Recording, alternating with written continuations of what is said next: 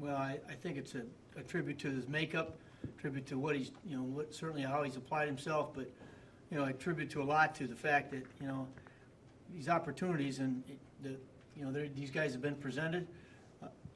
He's got a lot of friends on this team that I'm sure they're telling him, look, you got to go out and do what you did in the minor leagues and pound the strike zone.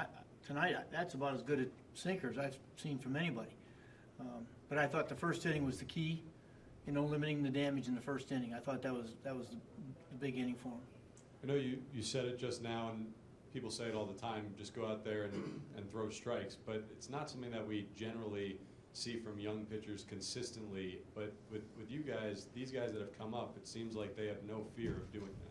Well, it's certainly a credit, again, to Steve, to our minor league system that, that's something that we certainly truly believe in, especially when you have quality stuff, that you got to trust it. You brought it up earlier today. You got to trust your stuff, and he does, Seth does. So, and hitting's hard. And when you've got quality stuff and you throw it in the strike zone and around, to make the hitters ready to swing the bat, you can get outside the strike zone. But for the most part, these guys that have come up here, starting with Matt Harvey a few years ago, they've come out of the minor leagues throwing strikes. Tony? Terry, if I told you back in April that you'd be winning games in September with Gesellman and Josh Smoker and whoever else, you probably would have assumed something had gone wrong at that point. So what does it say that you are winning these games and you're now only a game back? Tony, that's a great point. We want to keep talking, belabor the injury issue, but we've asked a lot of some young players, and they have stepped up in it. This is what we have. These guys are, I think they're caught up in it a little bit. They were in the organization last year when things were going great up here, and we've asked them to step in, and this is their opportunity. So, but I would have, if you'd have told me in April that I'm going to look out in the field and I'm going to have 3 players that were in our opening day lineup and 4 rookie pitchers to win a game, I'd tell you you're out of your mind. So, Ed? Jerry, he's a ground ball guy. He didn't have that sinker, though, the last time. Is that impressive to you? He pitched well then, too. Is that impressive to you that he can figure out, when he doesn't have his best stuff? I'm telling you, he's in. I've heard about him for the last couple of years about how good his stuff he has, and we're seeing it, and it plays here. That sinker, it's tough to get the ball up, and but he's going to be a good pitcher. He's going to be a good pitcher, and we're very, very lucky that he wasn't one of those guys that we had to move last year. But I thought tonight was a big game for us to win, and obviously, we weren't supposed to win it because we have a rookie pitching. We got a rookie tomorrow night, but that's why it's a great game. You just never know. Zach? Terry, I think there was may have been the first game Conforto played at center.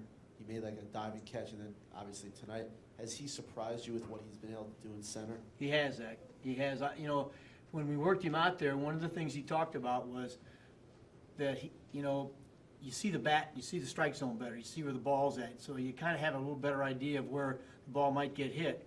But his reactions out there, I thought, I think even his routes to the ball are pretty good. That's the first game he played out there when he made a diving catch to start the game. You just shook your head, and then tonight another huge catch. That's for a guy who hasn't played in center field. That's taking a huge chance. That ball bounces by him. That's an easy triple, if not an inside the park home run. So, it's a credit to his makeup and the fact that he's not afraid to try to make a big play. Rich? Can you talk a little bit about Josh Smoker? He comes into tonight, faces 2 of the toughest lefties in the league, and are you getting more and more confident with him in that role? And if so, does that make your bullpen that much better? Well, Richie, those 2 guys are really, really tough. Last night they got 2 hits off Jerry. I just said, tonight I'm going to see if they can, I'm going to bring the power guy in and see.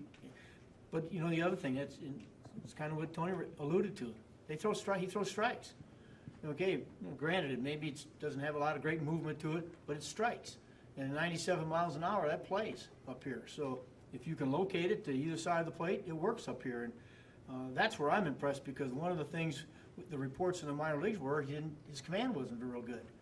And that's all we've seen is pretty good, even though he's gotten hit, I get that. I mean, he gave up a home run on a hanging slider the other night, but, he throws the ball over the plate, and that's going to work. Fred? Terry, just for a couple of the old geezers with the bats, Loney and Grandison, just, their big hits tonight. Big hits, Fred. And, Grandy's taking a lot of hits because he doesn't have RBIs with 20 homers. Well, and I said, leading off is a tough spot to drive in runs. The shift is a tough thing for him due to the fact that, he's a pull hitter. So I thought it was a huge hit for him tonight. And same with James Loney. He's really been struggling. He hadn't had an extra base hit in I don't know how long, since July. So, I mean, for him to come, both those guys, that is really going to help us because I've said before, it's going to take more than one or two guys in the middle of that lineup for us to get to where we need to go. Last one, John. Terry, on Granderson, you talked before the game about how it all starts with you setting the right tone. Is part of that showing faith in him, putting him in the cleanup spot, even though you know the numbers in runner scoring position and all that? You know they're probably going to pitch around Cespedes.